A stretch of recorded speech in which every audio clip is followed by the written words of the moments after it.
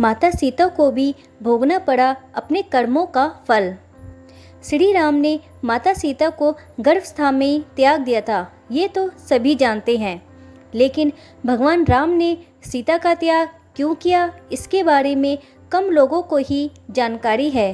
अधिकतर लोगों का मानना यही होता है कि धोबी के कारण माता सीता को राम ने वन में अकेला छोड़ दिया, लेकिन ऐसा नहीं है।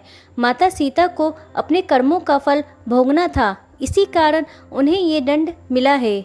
माता सीता ने एक गर्भवती को तड़पाया था और उसके दिए श्राप के कारण उन्हें ये दंड भोगना पड़ा। आइए जानते हैं किसने दिया माता सीता को श्राप। मिथिला नगरी में जनक राजवंश राज करता था। उन्हीं में से एक राजा सिद्धवंश थे। एक बार यज्ञ के लिए वो जमीन जोत रहे थे। उसी समय वहाँ से एक छोटी कन्या निकलती है। इस सुंदर कन्या को देखकर राजा को बहुत खुशी हुई। उन्होंने उस कन्या को अपनी पुत्री बना लिया। उसका नाम सीता रखा। एक दिन सीता अपनी सहेलियों के साथ बगीचे में खेल रही थी। वहाँ उन्हें एक तोते का जोड़ा दिखाई दिया जो बहुत ही खूबसूरत था। वे दोनों पक्षी एक पर्वत की चोटी पर बैठकर बातें कर रहे थे। पृथ्वी पर श्री राम नाम से विख्यात एक बड़े सुंदर राजा होंगे। उनकी महारानी का नाम सीता होगा। श्री राम सीता के साथ कई वर्षों तक राज्य करेंगे। धन्य है वह जानकी देवी और धन्य है वे श्री राम।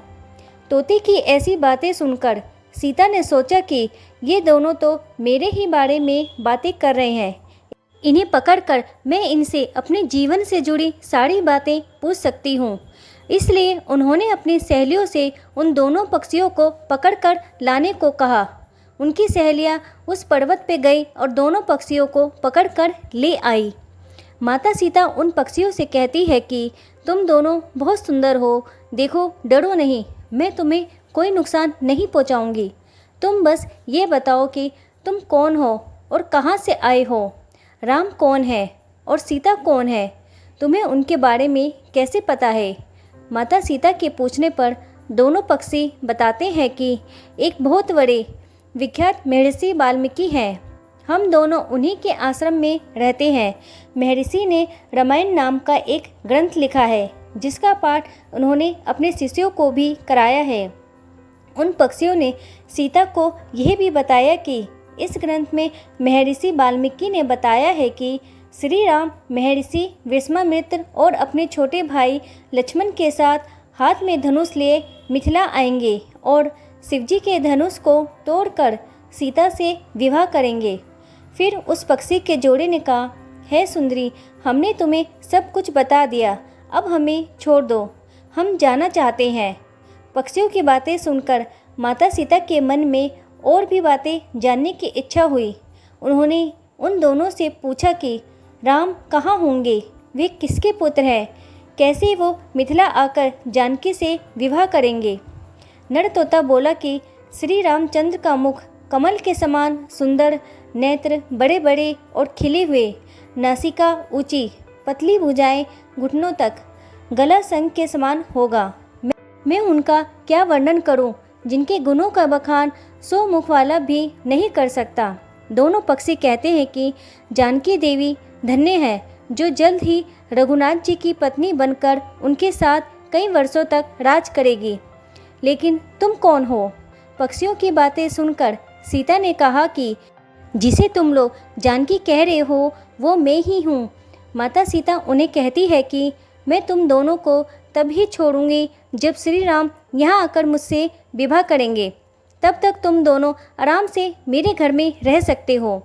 यह सुनकर मादा तोता जानकी से कहते हैं कि हम गगन के पक्षी हैं, हमें घर में सुख नहीं मिलेगा। मैं गर्भवती हूँ, मुझे जाने दो, मैं अपने स्थान जाकर बच्चे पैदा करूँगी। आप चाहे तो उसके बाद फिर से यहाँ आ जाऊँगी। उसके कहने पर भी सीता जी ने उसे नहीं छोड़ा। तब उसके पति यानी नर तोते ने कहा, सीता मेरी पत्नी को छोड़ दो, वो गर्भवती है। जब ये बच्चों को जन्म दे देगी तब उसे लेकर मैं फिर तुम्हारे पास आ जाऊँगा। तब माता सीता ने कहा, तुम आराम से जा सकते हो, लेकिन यह मुझे बहुत पसंद है, तुम घबराओ नहीं, मैं इसकी अच्छे से देखभाल करूँगी।